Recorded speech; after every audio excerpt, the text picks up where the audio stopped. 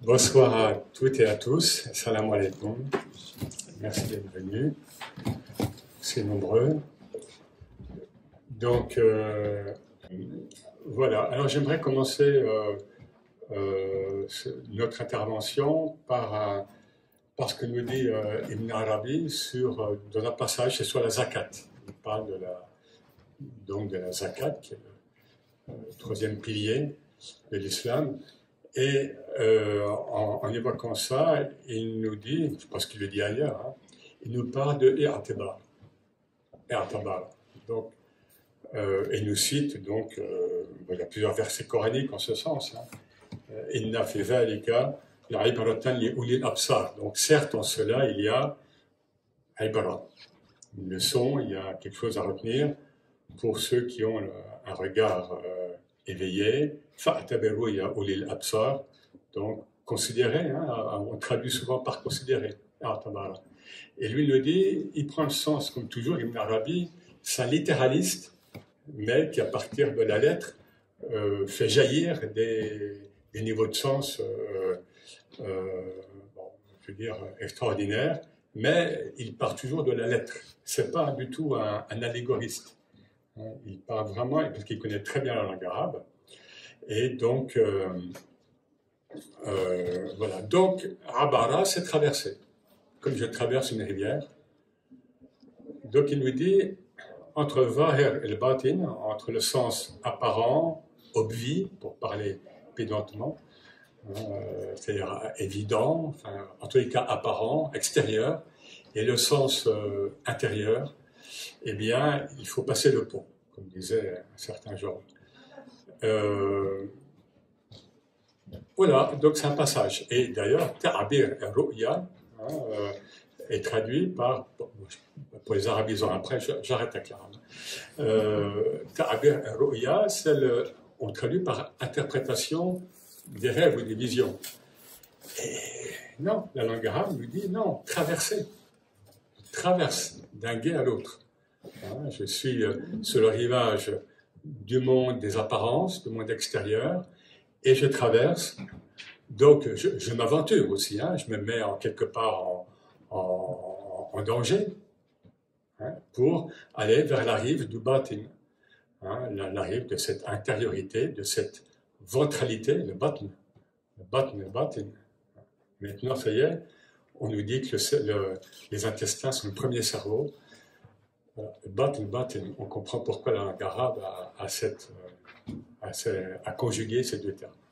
Le batn en arabe, c'est le ventre, le batin, le sens intérieur, l'ésotérique. Voilà, donc tout simplement, comment on va essayer de passer du monde sensible au monde spirituel. Et je laisse tout de suite la parole à Fadla. Bismillah ar-Rahman ar-Rahim. Assalamu alaikum wa rahmatullah.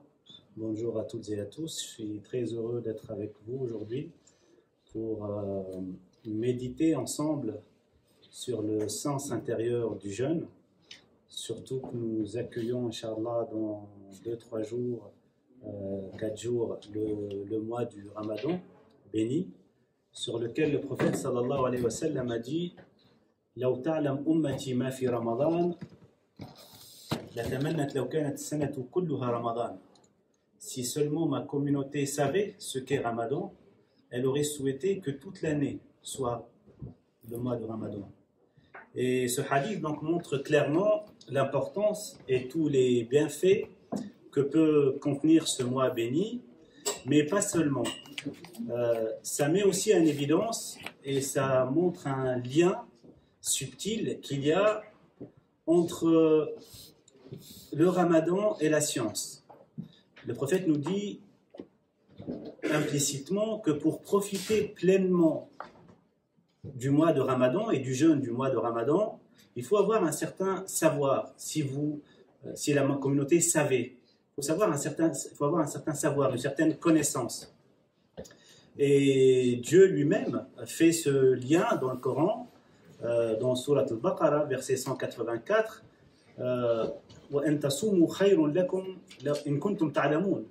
Le jeûne est mieux pour vous si vous saviez.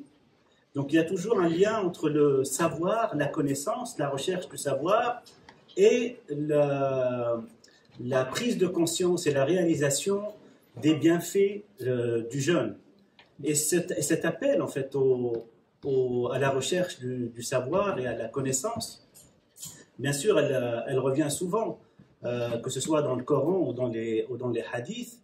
Et on dit même que, voilà, que la révélation, que l'islam, que le Coran ne contredit pas la science. Même si une remarque s'impose ici, parce que quand on dit que l'islam ne contredit pas la science, ça peut être un faux compliment. Ça peut induire en erreur. Ça peut créer une confusion dans l'esprit du croyant en se disant que voilà, l'islam ne contredit pas la science. Donc c'est comme s'il y a la science et puis il y a l'islam, la révélation et le Coran qui ne doit pas la contredire. Et ainsi on inverse le sens des choses. Et il faut être très vigilant là-dessus. On fait souvent l'éloge de la science en islam, ce qui est vrai. L'islam est une religion basée sur la science, en disant que le premier verset du Coran, le premier verset révélé, le premier mot révélé est « Iqra », lis. Mais il ne faut pas s'arrêter là, parce que si on s'arrête là, on tombe justement dans cette confusion du fait de poser la science, surtout la science moderne, comme vérité absolue, et puis d'essayer d'y adapter la religion ou la révélation. Allah, il faut continuer le verset. Allah, il nous dit « Iqra bismi rabbik, alladhi khalaq ». Lis, mais lis au nom de ton Seigneur. Donc, lorsqu'on aborde les sciences, on les aborde par Dieu. Les connaissances, en fait, toutes les connaissances, sont un prolongement d'une connaissance principielle. Sont un prolongement de la révélation. Parce que qu'est-ce qui est supérieur? L'enseignement humain ou l'enseignement divin? La parole de Dieu ou telle théorie scientifique? Mais le but ici, c'est de rétablir cet ordre-là qu'Al-Ghazali, le grand savant Al-Ghazali, a œuvré justement à mettre en évidence dans son livre de la science, en disant que pour les gens doués d'intelligence, il est établi que la science ésotérique qui découle de la révélation est plus parfaite et plus puissante que les autres sciences acquises. Et il est même, l'une des missions de Ghazali était aussi de rétablir cet ordre-là au niveau de la considération des différentes sciences. Pourquoi on dit ça? Donc quel est le rapport avec justement le jeûne? Parce que si on revient et on essaie de comprendre les bienfaits du jeûne et son sens intérieur, on peut tomber justement dans le fait d'essayer de les trouver uniquement dans les résultats des recherches scientifiques. Ce qui est souvent le cas où aujourd'hui, voilà, certes, il a été prouvé scientifiquement que le jeûne a des bienfaits immenses sur le corps et sur l'être humain. Et voilà, la communauté musulmane, bien sûr, elle est fière de ça, en disant que oui, mais nous, ça, depuis 15 siècles, on le sait, on aime bien avancer ça, soit parfois, voilà, il y a toujours une bonne intention derrière ça, mais parfois, voilà, parfois c'est accompagné soit d'une certaine mesquinerie, toujours en mettant la science moderne comme repère et en leur disant oui, mais nous aussi, on savait ça depuis 15 siècles et on a ça dans le Coran, soit par orgueil, comme j'ai dit, en disant oui, mais nous, on sait ça depuis 15 siècles. Alors que voilà, il y a des siècles qu'on ne pense plus, justement, et qu'on ne recherche plus le sens intérieur justement de notre religion en général. Donc voilà, chercher les bienfaits et le sens du jeûne dépasse le domaine scientifique et doit le dépasser. Parce que si on se fie à des résultats scientifiques pour prouver les bienfaits du jeûne, comme c'est le cas aujourd'hui, bah si demain une théorie scientifique, si ce n'est pas déjà le cas, nous dit que oui, le jeûne il cause des ulcères ou des effets secondaires, bah qu'est-ce qu'on fait? Après avoir fait la fête, parce que tout le monde aujourd'hui reconnaît notre jeûne, bah on fait quoi? On remet tout en question? Il faut se baser sur ce qui est immuable. Il faut se baser sur ce qui ne contient aucun doute. Il faut se baser sur ce qui est précieux chez nous. Mais malheureusement, voilà, il y a ce changement d'ordre qui fait que consciemment ou inconsciemment, on a échangé ce qui est justement immuable et précieux par des théories et par ce qui est changeant, ce qui est douteux, même parfois. Et cela donc, ne s'arrête pas au niveau des sciences et de la considération des sciences, au niveau scientifique. Cela s'étend malheureusement chez certains à tous les domaines de la religion. Comme on pose la science, on essaie de faire de telle sorte que la religion lui soit conforme, eh ben on va aussi placer des idéaux, des idéologies, des idées, une certaine mentalité, une certaine façon de penser comme un idéal à atteindre, et on va essayer d'adapter la religion à ces idéaux-là. Et les choses donc s'inversent. Et pourquoi les choses s'inversent? Parce qu'on a justement perdu cette confiance, cette foi, ce centre de la religion. Tout le monde croit, ou tout croyant, ou tout musulman croit que le Coran est le livre de Dieu, que le Coran est la parole de Dieu, que Mohammed sallallahu alayhi wa sallam est le messager de Dieu. Tout le monde croit en ça. Mais est-ce qu'on le réalise vraiment? Est-ce qu'on le vit vraiment? Est-ce que lorsqu'on dit que le Coran, c'est la parole de Dieu, est-ce qu'on réalise ça réellement? Alors, il y a quelque chose en nous qui y croit. Il y a quelque chose en nous qui tend à le vivre, mais il y a aussi des parties dans l'être humain qui croient uniquement en le monde. Et ça parce qu'il y a une partie en nous qui est rattachée au ciel, une partie spirituelle, et une autre partie, un mental, un corps, une âme, une nafs, limitée, et qui ne voit que la matière. Le mois du Ramadan, le jeûne du mois du Ramadan, l'un des sens les plus importants du jeûne du Ramadan, c'est justement de rétablir cet ordre des choses à l'intérieur de nous. Parce que si les choses sont biaisées aujourd'hui à l'extérieur, si la matière a pris le dessus à l'extérieur, si le matérialisme a pris le dessus, c'est parce qu'à l'intérieur, c'est le cas. Et le mois du Ramadan, le jeûne, permet justement de rétablir cet ordre-là, de rétablir et de donner la main à ce qui devrait réellement régir notre vie. Et donc à éduquer le corps et l'âme pour nourrir et libérer l'esprit. Et c'est pour ça qu'on va aborder ces trois, justement, composantes de l'être. Et en commençant donc par le corps, disons que les bienfaits du jeûne sur le corps sont aujourd'hui, voilà, indiscutables.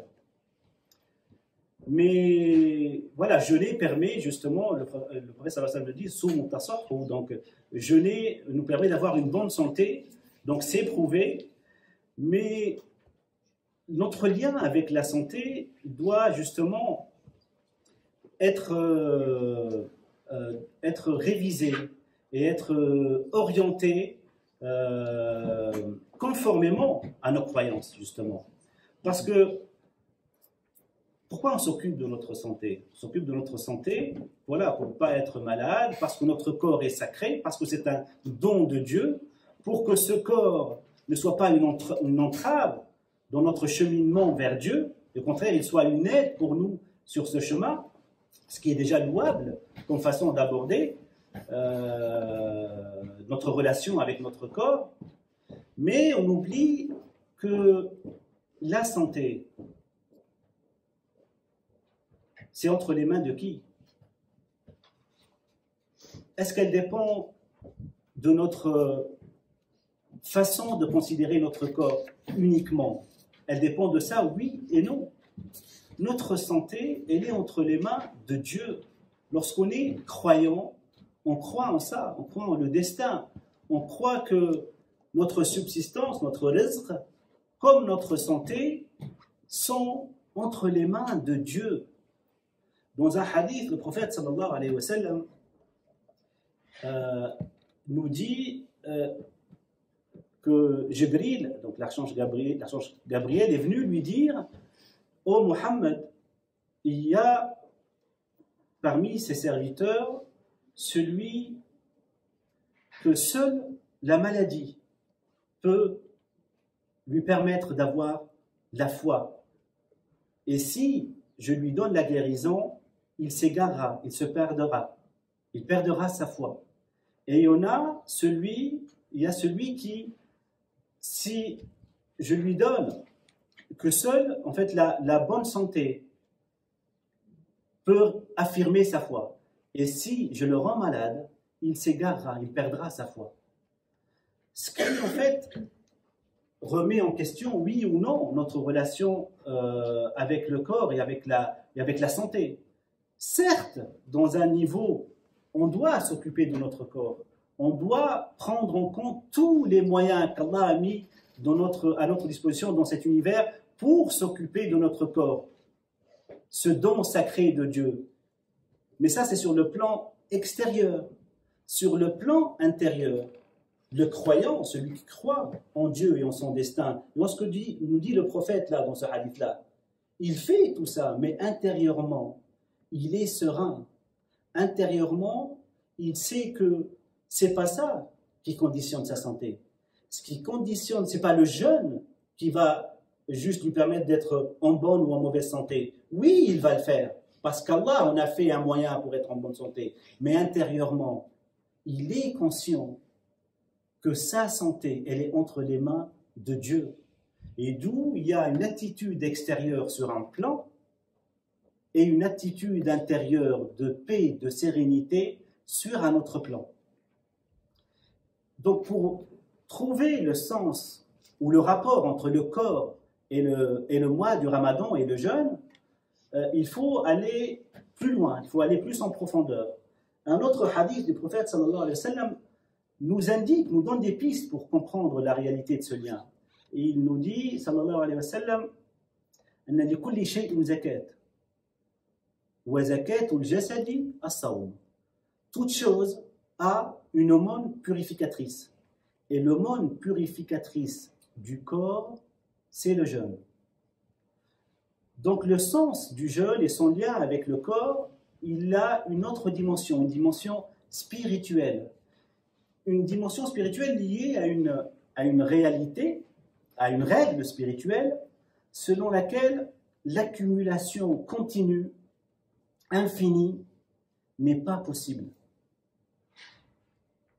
Allah nous a dit ça clairement dans le Coran.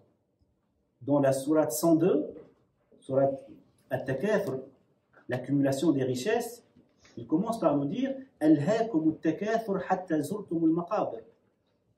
l'accumulation des richesses vous distrait jusqu'à ce que la mort vous saisisse.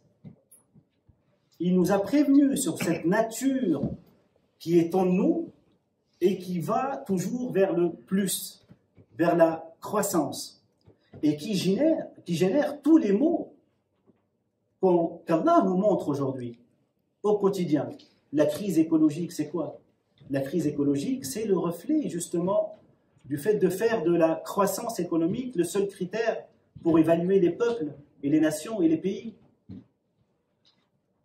Quand on voit aujourd'hui, même dans la nature, pour qu'un arbre ou pour qu'une branche donne un meilleur fruit et plus de fruits, qu'est-ce qu'il faut faire? Il faut faire un élagage.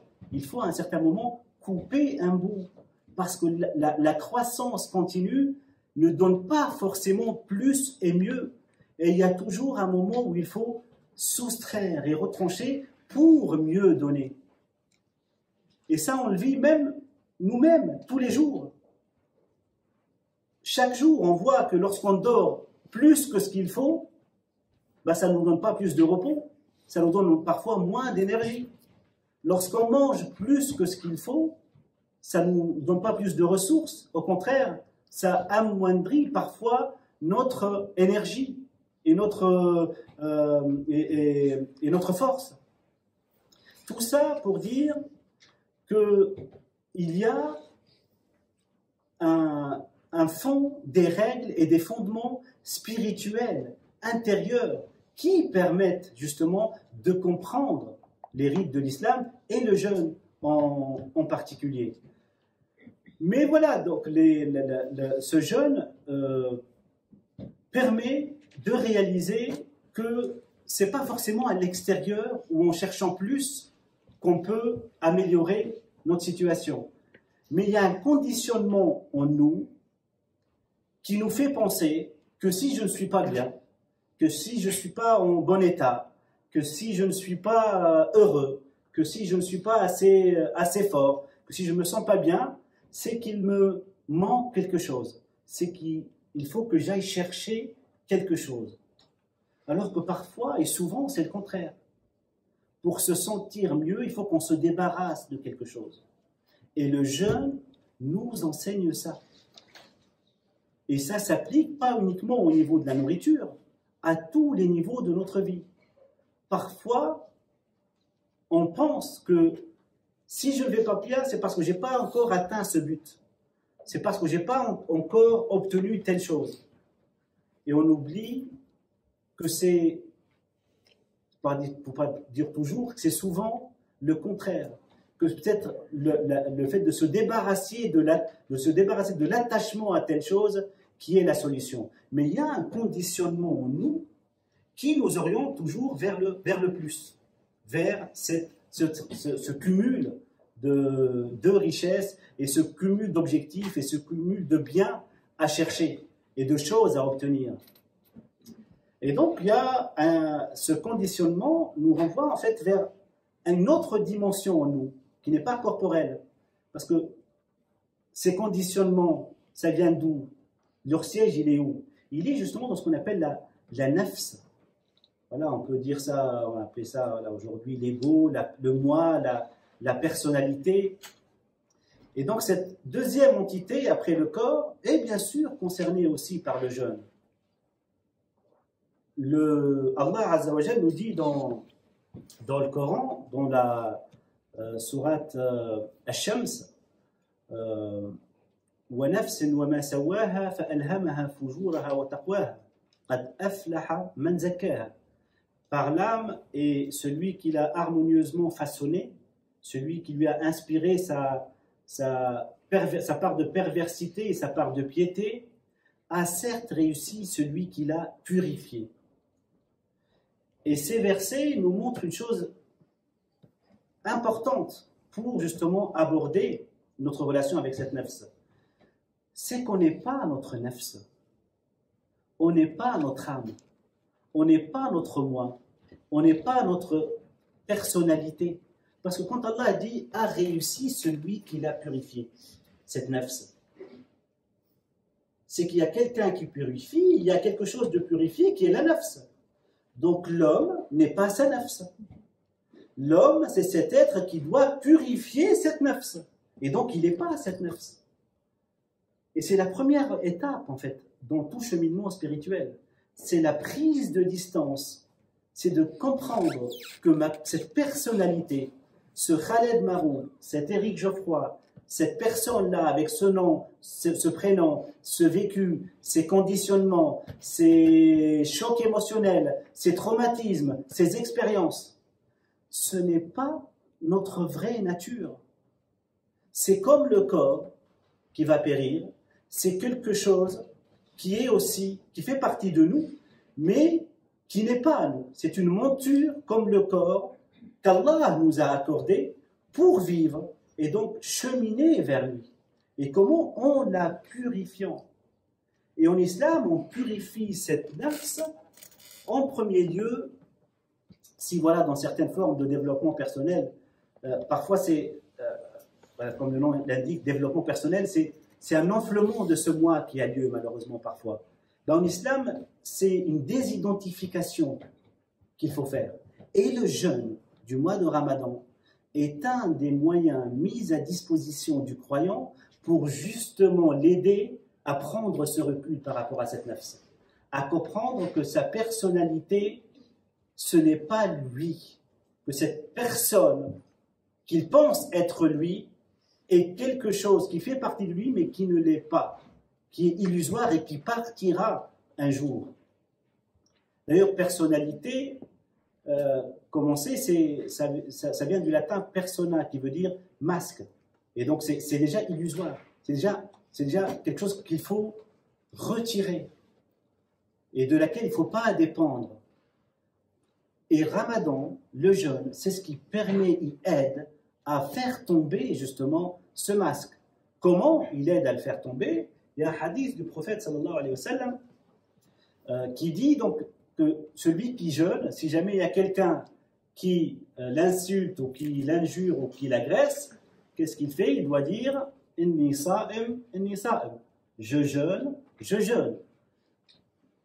Ça veut dire quoi? Ça veut dire que pour le prophète sallallahu alayhi wa sallam, le jeûne doit être accompagné d'une désidentification par rapport à notre nafs, doit être accompagné d'un recul par rapport aux réflexes d'autodéfense qu'on a. Et ça fait partie du jeûne, ça fait partie du comportement du jeûneur chaque jour. Mais le jeûne, donc la faim et la soif, permet justement de révéler notre degré de dépendance à cet ego, à cette âme, à cette personnalité. Parce que quand on a faim, on est généralement plus susceptible, plus vulnérable. Et donc on réagit plus facilement à la provocation.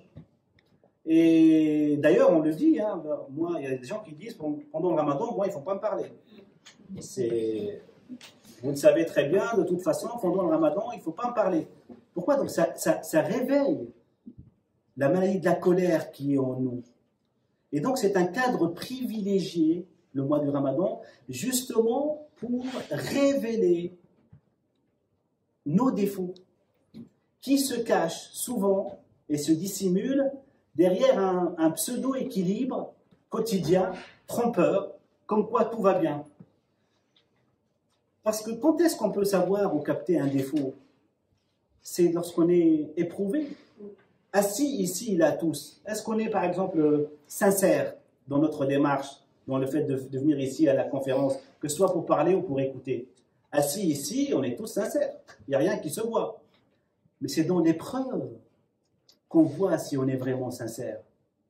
C'est lorsque notre nefs est provoqué qu'on voit si on est vraiment là pour Dieu ou pour elle. D'où l'importance de l'école, justement, du ramadan, et l'importance d'avoir une approche de cheminement spirituel pour profiter du ramadan. Parce que ce n'est pas la faim et la soif qui nous éduquent intérieurement. C'est notre intention de travailler sur soi qui permettrait à la faim et la soif de, justement, révéler nos défauts et donc de les travailler. Et c'est comme ça qu'on apprend l'importance de l'épreuve dans la vie et l'importance de la difficulté et pourquoi Dieu nous demande de nous priver de manger et de boire. D'ailleurs, le verset « Yuridullahu bikumul yusra wa la yuridu bikumul usra » Allah veut pour vous la facilité et ne veut pas pour vous la difficulté. Ce verset, il est où dans le Coran? Ce verset, il est au cœur des versets qui parlent du jeûne et qui parlent justement de l'acte d'adoration qui nous demande beaucoup justement et qui crée en nous beaucoup de difficultés. Et bien c'est dans ces versets-là, les versets 183, 184 et 185 de la sourate Al-Baqarah, qu'on retrouve Allah veut pour vous la facilité. Pourquoi? Parce que comme dans notre sourate Al-Asr, Inna ma'al usri yusra, c'est avec la difficulté qu'on a la facilité. C'est lorsqu'on a justement découvert la cause réelle de nos difficultés qui est en nous, qui est nos défauts, qu'on peut justement aborder les choses avec plus de facilité. Et c'est là qu'on comprend comment ce qui est compliqué, ce qui est difficile, ce qui est éprouvant, ce qui est désert pour l'âme, est un trésor et un paradis pour l'esprit, pour ce qu'on est vraiment. Et c'est quoi l'esprit, justement? L'esprit, justement, c'est ce souffle divin qui est en tout homme, qui est en nous. C'est notre lien avec Dieu. C'est la parcelle divine qui est en nous. Dans un hadith, le prophète sallallahu alayhi wa sallam dit qu'Allah il dit كل عمل ابن آدم له إلا الصوم فهو لي.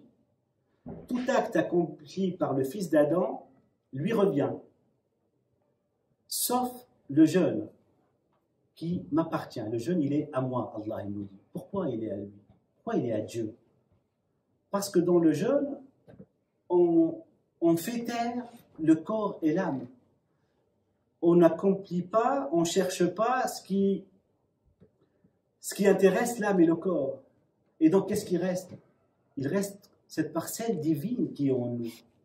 Et donc, il reste quelque chose de Dieu, Azza wa Jalla.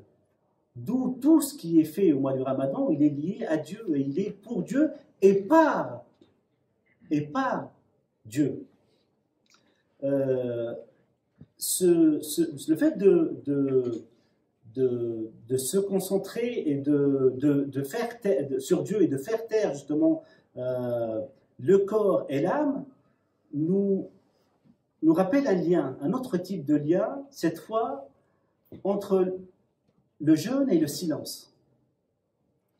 Le jeûne, c'est faire taire le corps et l'âme et donc laisser parler Dieu en nous. Et c'est pour ça que le prophète sallallahu alayhi wa sallam a fait un lien entre ces deux formes d'adoration qui sont le jeûne et le silence, en disant sur le jeûne que c'est la porte de l'adoration, as-sawmu babul ibada, et sur le silence que awwalul ibada, que c'est la première forme d'adoration. Donc pour entrer et aborder les actes d'adoration et une vie dans l'adoration de Dieu, on commence par le jeûne, une abstention, et par un silence, pour justement laisser la place à Dieu et pour comprendre les choses en Dieu. D'ailleurs, ce n'est pas anodin et ce n'est pas par hasard que le Coran, parole de Dieu, est descendu au mois du Ramadan, le mois du silence de l'âme. Le premier verset du Coran, dans Surat al-Baqarah, Bismillah ar-Rahman ar-Rahim, Alif Lam Mim, Dhalika al-Kitabu la rayba fihi.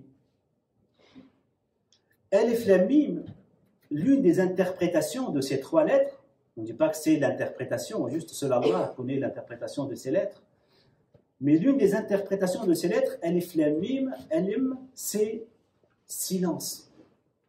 C'est fait silence. Alim, Alif Lam Mim, en langue syriaque, veut dire faire silence, se taire, silence. C'est comme si Allah commence le Coran en disant silence. Ceci est le livre au sujet duquel il n'y a aucun doute. Mais pour comprendre ça, pour pouvoir l'aborder, il faut déjà faire silence. Faire un silence de la langue et un silence du mental et un silence du cœur pour pouvoir comprendre les choses et comprendre la révélation. Ce silence est aussi présent comme dans la révélation de la parole de Dieu, le Coran, il est aussi présent dans la naissance du Verbe de Dieu, de Jésus, alayhi salatu wa salam. Marie, la naissance de Jésus, s'est accompagnée par un jeûne de silence de la part de Marie, alayhi salam. Donc on voit à chaque fois que la parole de Dieu, le Verbe de Dieu, l'inspiration de Dieu, la révélation de Dieu se fait dans le silence. On comprend de la part de Dieu quand on arrive à faire du silence en nous. Et c'est un silence qui nous permet justement de prendre la distance par rapport à l'âme. D'ailleurs, Marie, par son silence, elle a pris distance par rapport à son âme. Comment ? La femme la plus pure qui a pu exister, elle a été accusée, suite à la naissance miraculeuse de Jésus, elle a été accusée d'adultère. La femme la plus pure accusée d'adultère. Et c'était quoi sa réponse pour amoindrir justement les hostilités des gens? C'était le jeûne du silence. Pour nous dire que le jeûne, c'est une façon ou la meilleure façon de se désidentifier de cette illusion qui est l'ego, pour laquelle on se consacre des vies, des années, de l'énergie pour la défendre et pour lui donner ce qu'elle veut, en oubliant que ce n'est pas notre vraie nature et que c'est une illusion. Pour conclure, donc, cela montre que le jeûne et que les bienfaits du jeûne dépassent le mois de Ramadan, que c'est un état d'être, un nouvel état d'être qui est attendu au bout du Ramadan.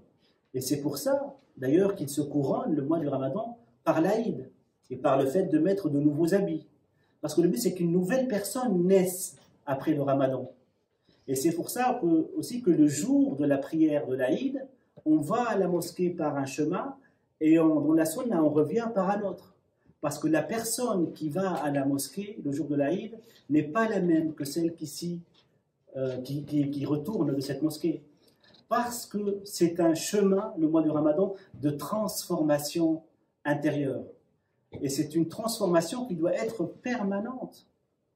Ce n'est pas juste pendant le mois de Ramadan. La désidentification par rapport à l'ego est un état qu'on devrait garder toute notre vie.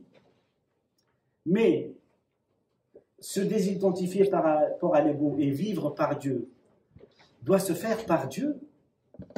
Or, Dieu, comment il nous a présenté le mois du Ramadan? Justement, dans cet effort, dans cette difficulté, dans ce travail sur soi. Il a présenté comme le mois du châtiment, le mois de l'épreuve, le mois de la difficulté. Non. Il a dit que la première décade, le premier tiers, c'est le tiers du pardon ou de la miséricorde. Le deuxième tiers est le deuxième du pardon. Et le troisième, c'est l'affranchissement du feu. Donc tout le mois du Ramadan est miséricorde. Et si on veut le vivre par Dieu, il faut le vivre par le miséricordieux. Et donc l'aborder dans ce travail sur soi, dans cet effort, dans ce cheminement spirituel pour justement purifier notre âme, il faut l'aborder dans la miséricorde, même envers nous-mêmes. Jeûner, c'est comprendre que la hawla wa la quwwata illa billah. Il n'y a de force ni de puissance que par Allah. Et c'est lui qui purifie. Et c'est lui qui nous fait progresser. Et c'est lui qui va nous transformer intérieurement. Et c'est sur cette part divine en nous qu'on s'appuie. Et donc ça doit se faire dans la miséricorde. Parce que si le but c'est d'être parfait, c'est encore la nafs qui vient par la porte du garage. Non, le but c'est pas d'être parfait. Le but c'est de vivre par Dieu. De s'orienter corps et âme vers Dieu. Et même en cela, on compte sur Dieu. Parce qu'on ne sera jamais parfait. Parce que le parfait, c'est Allah Azza wa Jalla. Et pour tendre vers cette perfection, il faut nourrir et élever et libérer cet aspect spirituel, divin, qui est en nous. Et c'est comme ça qu'on peut vivre parfaitement imparfait. On est conscient de nos limites et on est serein et confiant parce qu'on est dans la compagnie et dans la proximité d'Allah. Barakallahu fikum, merci pour votre attention.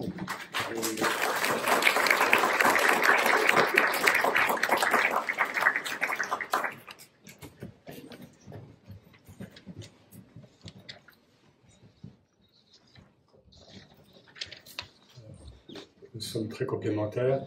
Moi, j'ai quelques supports de notes parce que je vais surtout explorer avec vous ce que nous dit Cheikh Al-Akbar, donc Ibn Arabi, qui est, comme sur beaucoup d'autres sujets, qui a une très grande richesse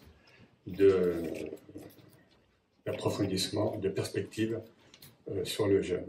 Et avec aussi quelques petits compléments. Alors, je vais faire d'ailleurs comme lui, partir de la racine. Sama yosumu. On a plusieurs, si vous prenez le dictionnaire de Glotton, par exemple, de Moise Glotton, il en parle, lui qui était un étymologiste très féru. Voilà, alors on trouve s'abstenir, chômer au sens de ne pas travailler, être immobile, se taire, atteindre l'heure du zénith, d'où on trouve utilisé dans la poésie soufie comme synonyme de fana, c'est-à-dire extinction, parce que jusqu'au zénith, il n'y a pas d'ombre, il y a Dieu seul. Le calme, la quiétude. Et on va distinguer aussi entre, vous savez que chaque racine arabe a un ou plusieurs masdar. Masdar, un nom verbal, on traduit, disons le substantif qui va, ou les substantifs ou les noms verbaux qui vont être utilisés dans le cadre de telle ou telle racine. Et pour Sama et Sumo, nous avons deux masdar. Il n'y a pas de hasard, évidemment. Il y a As-Sawm.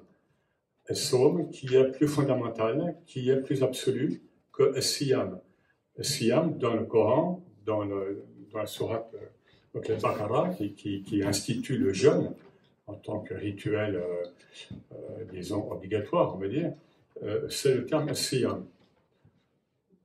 Précisément dans le verset révélé auparavant à la Mecque, les versets sur le jeûne sont révélés à Médine, lorsque les choses se mettent en place, lorsque la communauté va pouvoir intégrer les révélations et les prescriptions, disons, coraniques. À la Mecque, on est, bon, comme vous le savez, on est dans le métaphysique, dans des perspectives spirituelles, eschatologiques, qui sont comme des flashs souvent, et on a en effet dans cette belle sourate Maryam, sourate 19, Inni nazartu li rahman sawman, falan ukallima al-yawma insiya.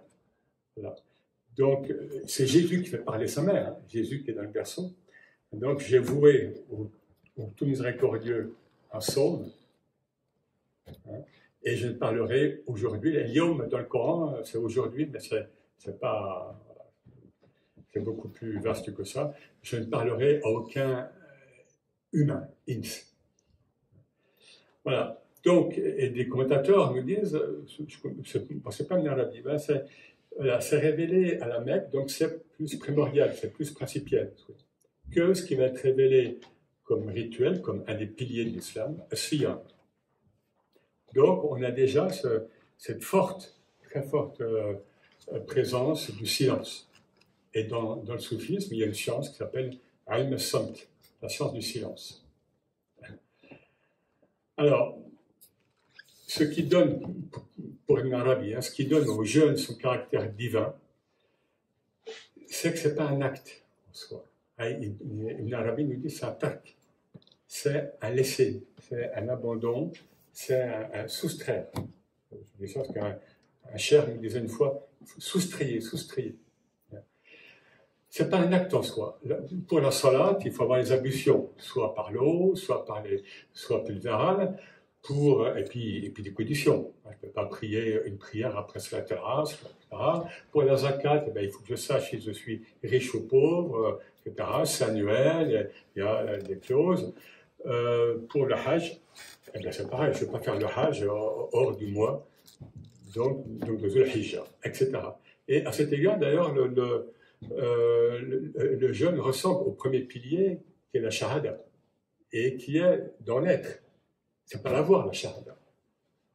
Le témoignage qu'il y a un Dieu unique et que Mohammed a son envoyé, là on n'est pas dans l'avoir. Vous voyez ce que je veux dire? L'avoir, pour prier, j'ai un tapis, j'ai une boussole. Pour le hajj, je vais acheter un billet pour aller à la Mecque. Non, shahada, je suis mukhlis, je suis sincère ou pas.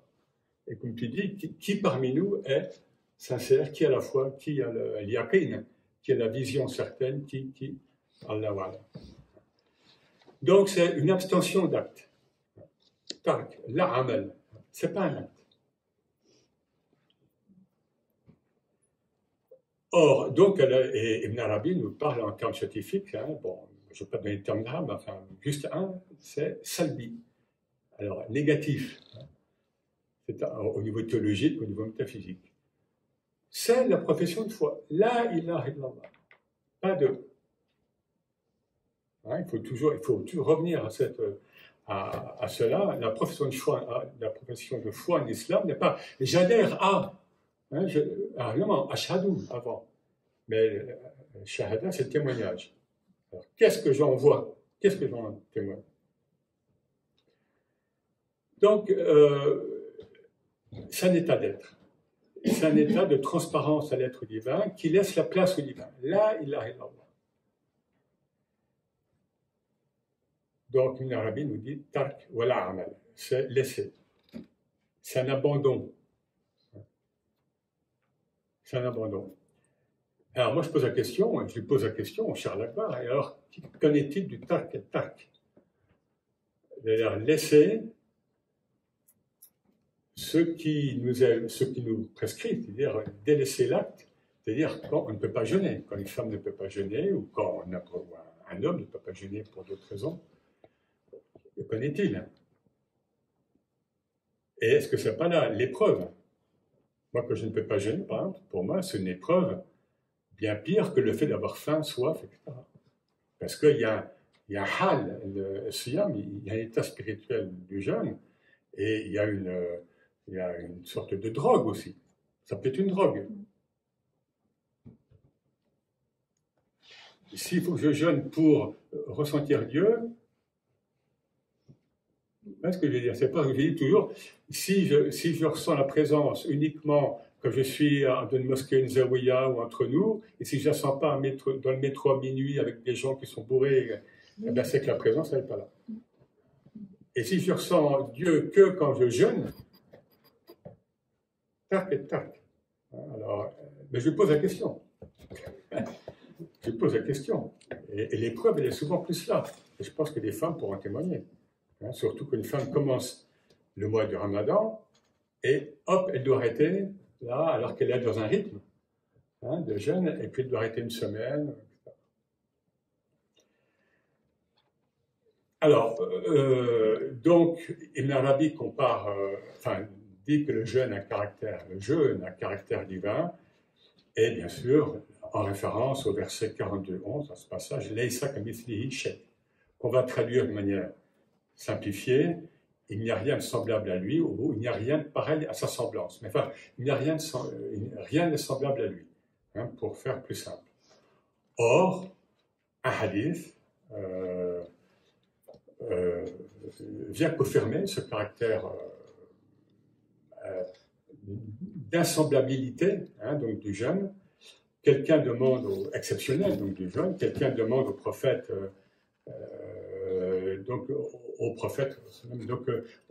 donne-moi je traduis, quelque chose que je vais prendre de toi, un acte d'adoration. Et le prophète lui répond plusieurs fois, Alayka bis-sawm, pratique le sawm, il n'est pas siyam. Fa'innahu la mithla lahu, car il n'a pas d'égal, il n'a pas de pareil, il n'a pas de semblable. Voilà, donc cette incomparabilité du jeûne. Et à un moment, donc Ibn Arabi nous dit As-sawm ala al-haqiqa la ibada wa la amal. Bon, c'est l'a dit déjà avant, donc le jeûne, ce n'est pas un acte. Mais il dit c'est même pas une ibada. La ibada, c'est une œuvre d'adoration, très bien. Prier, etc. Non, même pas. C'est un état d'être. C'est le zénith. Je me dépouille justement de mes attributs humains, de mes stimuli incessants. Tiens, j'ai soif, j'ai bien grignoté, autre chose, fumer et le reste, ce qu'on ne fait pas en Ramadan, non. Et du coup, je fais le vide. Et on sait bien, ça c'est l'alchimie spirituelle et alimentaire, plus on se vide et plus il nous remplit. Là, vous pouvez le prendre comme vous voulez, c'est le paradoxe divin. Plus on se vide et plus il nous remplit.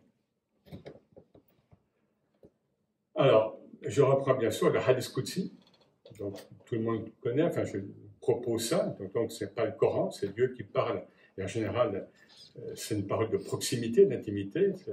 Dans le Hadith Qudsi, Dieu parle à la première personne du singulier, alors que dans le Coran, parfois c'est compliqué, parce qu'il parle à 3 personnes, et parfois dans un même verset, il parle à 2 personnes. Le même Dieu. Voilà, je traduis donc chaque œuvre donc des fils d'Adam, de nous, et pour lui, c'est pour sa rétribution. Au jour de la rétribution, il la siyam, sauf le jeûne, Voilà, car il est à moi, et c'est moi qui le rétribue. Directement. Ça ne passe pas par la hiérarchie, les anges qui écrivent. Non, non, c'est direct. C'est directement relié à moi. Donc voilà, donc ça hadith Qudsi, de manière plus subtile, bon, je pense qu'il est clair. Et puis Khaled en a parlé. Ibn Arabi développe ça à partir d'un hadith. Dans ce hadith, qui est un peu long, il y a un moment, bon, je dis un peu, donc rapidement en arabe, et puis bien sûr, pour traduire, wa iza aftara, donc lorsque l'homme rompt le jeûne, hein, le soir, faraha, bifitrihi, donc il se réjouit, il se détend, il se relaxe, évidemment, par le fait de rompre le jeûne. Ah oui, il va boire, il va manger, il va fumer, etc. Wa iza laqiya rabbahu faraha bisawmihi. Ibn Arabi, qui est un littéraliste vraiment radical, comme on dit maintenant, mais dans le sens exactement inverse à l'emploi qu'on en fait, et lorsqu'il rencontre son Seigneur, nous on lit, il se réjouit d'avoir jeûné. Ibn Arabi il dit, mais non, lorsque je rencontre Dieu, je ne vais pas me réjouir non, c'est Dieu qui se réjouit du jeûne de son serviteur. Parlet le Wujud. Tout vient de Dieu et tout arrive à Dieu. Donc c'est Dieu qui fait jeûner son serviteur, hein, et le résultat est vécu par Dieu. Donc pourquoi? Parce qu'il n'y a qu'un seul agent, et la théologie acharite, même la plus exotérique, nous le dit. Il y a un seul agent dans le monde. Et les soufis, vous savez, n'ont jamais fait qu'explorer les données de l'islam. Voilà, donc, Fariha bisomihi, c'est Dieu qui se réjouit du jeûne de son serviteur. Donc, c'est de Dieu à Dieu, toujours. Mais nous sommes dans l'illusion, et Dieu a ses hila, a ses ruses, hein, pour nous amener, on le voit avec d'autres piliers hein, aussi, pour nous amener en fait, vers lui. Et par miséricorde, il nous envoie des asbab, hein, des causes secondes, et des ruses, ce qu'on peut appeler hila au sens spirituel, hein, évidemment, pour nous amener, par ces causes secondes, à réaliser qu'il n'y a que lui. Bon, c'est tout un programme, je sais, mais c'est bien l'essentiel et l'essence du tasawwuf. Autre point important chez Ibn Arabi, c'est comme très fort, il nous dit que lorsque, dans le temps du jeûne, donc là, depuis l'aube jusqu'au coucher du soleil, globalement, eh bien, nous partageons, enfin nous partageons, non, n'est pas, nous pouvons acquérir, parce qu'il n'y a pas de partage avec Dieu, hein, mais nous pouvons acquérir un caractère de la samadiyya, donc du nom divin Samad. Le Samad, bon, je vais traduire pour celui qui n'a nul besoin d'autrui et dont toute chose a besoin. Enfin, il est parfois relié au niveau sémantique à El-Qayyum, celui qui subsiste par lui-même. Mais As-Samad implique plus la réciprocité. Il n'a besoin de rien et de personne, mais tout ce qui est autre que lui a besoin de lui. As-Samad. On dirait, mais ça, c'est un nom, ce qu'on appelle des noms de l'essence. Hein, tel que El-Ahad. Personne ne s'appelle Ahad. Wahid, Qayyum. Hein, les hommes, ils vont, en principe, c'est Abdelrahman, sans maintien Abd. Mais souvent, l'Abd tombe. Même avec Jalil, il faut oser, parce que Jalil, c'est Abdel Jalil. Mais en général, le Abd, le prénom, le Abd dans le prénom masculin, il tombe souvent. Alors, remarquez que la femme, elle, porte directement le nom divin, enfin, certains noms divins, avec le tamarbuta, avec la marque féminine. Jalila, c'est un prénom féminin. Bref, donc, voilà, donc il nous dit, durant cette période où je me suis justement désengagé de tout ce qui est propre au monde sensible, eh bien, je suis dans cette samadhiya, hein, je suis dans cet état divin, hein, de celui qui n'a nul besoin d'autrui et dont toute chose a besoin. Et évidemment, il le cite un moment, hein, dans ce hadith, donc acquérir les nobles caractères, acquérir les qualités divines. Le hadith. Acquérir les caractères divins, acquérir les qualités divines. Alors, Ibn Arabi, il est toujours dans l'extrême nuance, et il fait parler Dieu dans ce contexte. Il lui dit, si je te l'attribue, cette samadhiya, cet état de non divin, hein, il exprime uniquement un aspect conditionné de la transcendance, et tanzih. Non la transcendance absolue, qui ne convient qu'à ma majesté. Voilà, donc Ibn Arabi est connu pour la wahdat al-wujud, donc l'unicité de l'être, enfin, même si ça ne vient pas de lui, et même si ça a été rayonné, diffusé, diffracté par beaucoup d'autres maîtres de la voix que lui, mais Ibn Arabi est très nuancé. Il nous dit en même temps al-haq, haq, ou al-khalq, khalq. Ce qui appartient au réel, à Dieu, c'est le réel. Ce qui est créaturel est créaturel. D'autres soufis, entre guillemets, iront plus loin et diront non, il n'y a que Dieu. Ibn Arabi est beaucoup plus nuancé, plus complexe. Alors je dis ça parce que dire qu'en tant qu'humain, nous pouvons vivre durant la période de jeûne samad, le mot divin samad, c'est fort, ce mot divin est très fort. Et à ce propos, enfin, c'est fort, et les humains qui jouent avec ça sont vraiment... Quand j'étais à Damas il y a longtemps, c'était encore du temps de Hafez al-Assad, à la grande mosquée de Zoméad à Damas, j'ai entendu une chorale qui faisait l'éloge de Hafez al-Assad et qui faisait des rimes entre Assad et Samad. Et pour ça, enfin, souvent une parenthèse, certains disaient oui, Assad, oui, il fait partie des Awliya Shaitan, des saints de Satan, mais des saints protégés. Bon, nous, ce n'est pas le cas. Là, nous sommes chez Rahma, chez Rahmania. Voilà. Mais il faut les connaître, parce qu'eux, ils nous connaissent. Donc, ça veut dire, c'est comme si, hein, c'est comme quand dans le hadith Jibril, vous savez, pour al-ihsan, ka'annaka. Et ça, dans le Coran aussi, ça revient souvent. Nous ne sommes pas Dieu, mais nous sommes comme si. Donc, c'est notre part de divin en nous. C'est comme si nous acquérions, comme si nous étions. Et il y a toujours cet écart en même temps avec le mythe. Le mythe, l'image, le semblant n'est pas le prototype. Nous ne sommes pas Dieu, mais nous sommes divins. D'un point de vue radical. Relativement, non. Nous sommes des créatures, cette table est une créature, cette bouteille d'eau, mais vous savez bien que tu parles de la science, et moi, des fois j'interviens, les physiciens, ils sont dans la hayra, ça, ils nous disent, ça n'existe pas, on ne trouve pas. Ils prenaient une bouteille d'eau, ça n'existe pas. Donc, voilà, ce vide, hein, faire le vide, par le jeûne en particulier, voilà, c'est réaliser al-haq. Les soufis ne parlent pas, Allah, ils l'invoquent, mais ils évitent de parler de Allah comme ça. Ils disent al-haq, c'est très scientifique, le réel, le seul réel.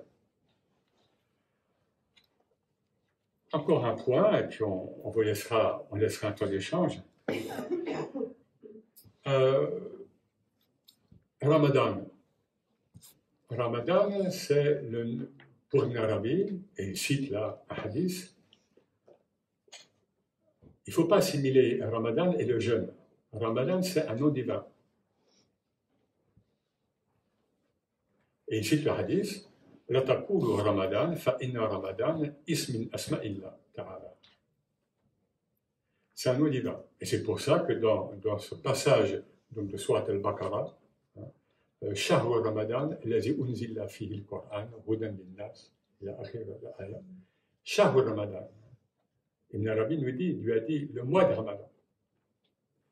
Alors, il y a un hadith cité par Ibn Arabi, il dit que ce hadith est faible, mais lui, il le prend, où Ramadan, au niveau du sens, est assimilé à Samad.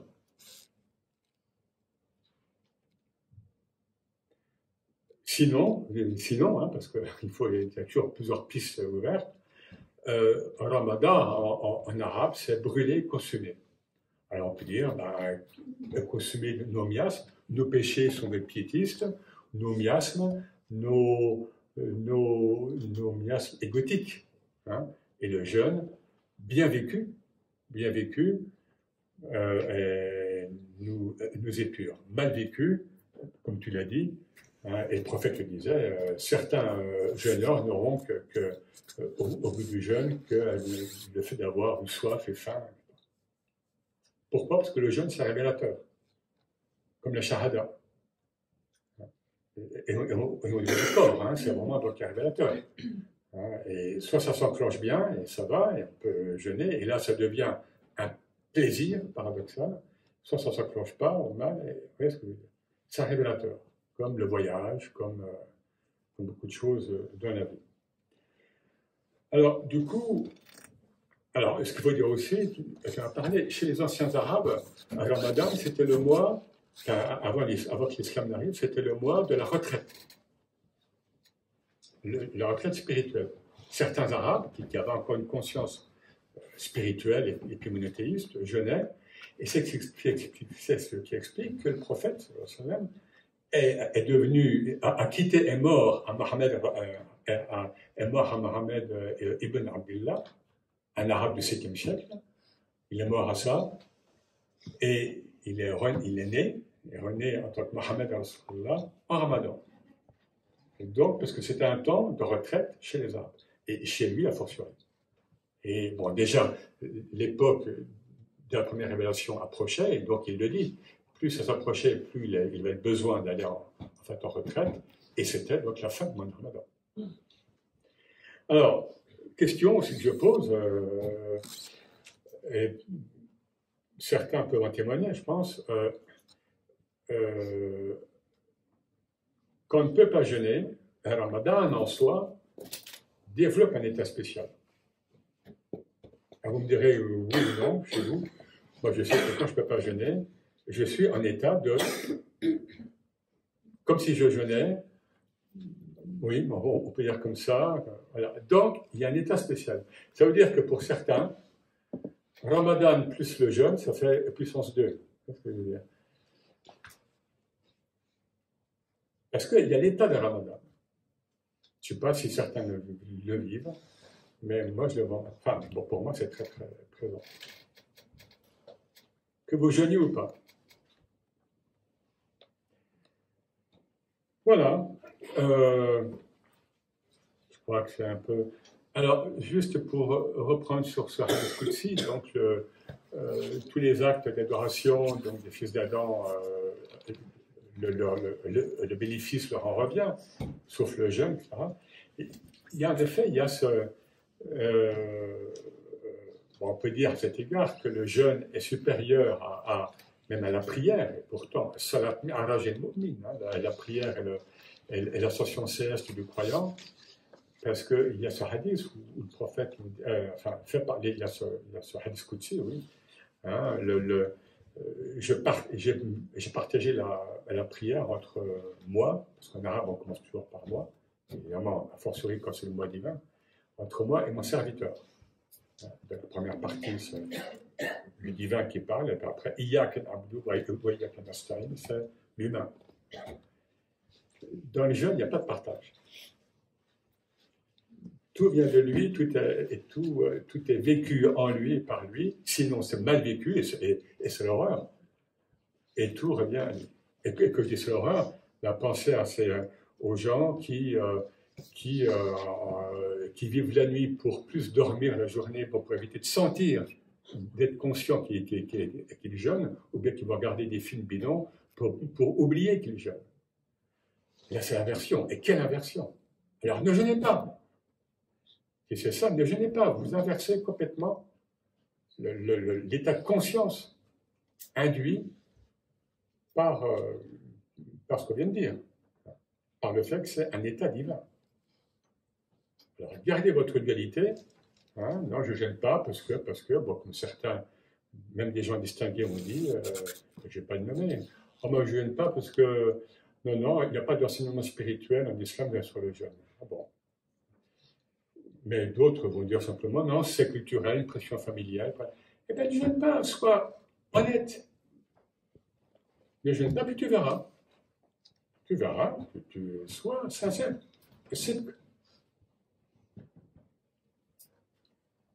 Voilà un petit peu ce qu'on peut partager. C'est bien, on finit à 20h30, on a une demi-heure d'échange.